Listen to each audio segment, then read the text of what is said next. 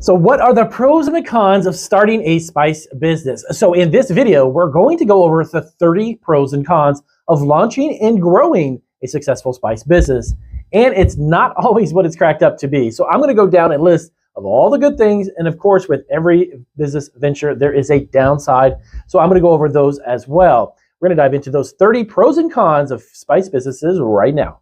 Welcome back to Marketing Food Online. So in this video, as I mentioned in the introduction, we're going to give you some great tips and pointers on launching and growing a spice business, but we're going to give you the good sides and of course the downsides.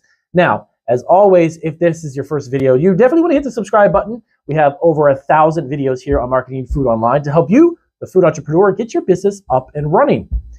All right, so the first thing we're going to dive into, the pros. So pros of starting and running a spice business.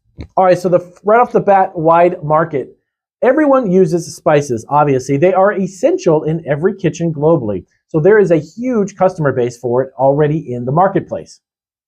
Next up, increasing demand. With more people becoming food enthusiasts, the demand for unique but high quality spices is growing rapidly. Potential for a high profit margin. Now, if you source directly from farmers or produce your own spices, you can enjoy high profit margins with a very small spice business.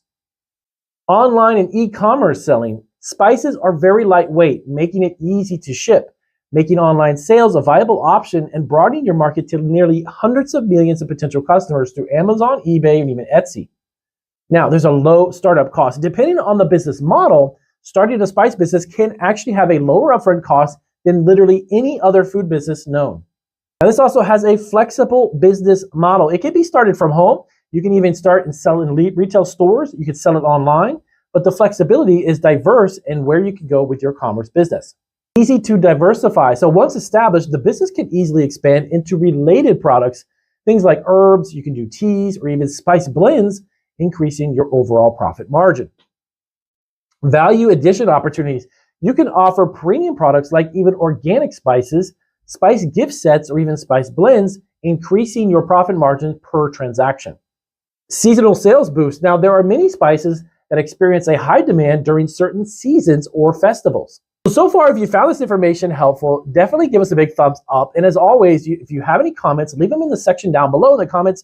We love to build out video content on you guys, our subscribers' questions. So let us know about your spice business. Next up,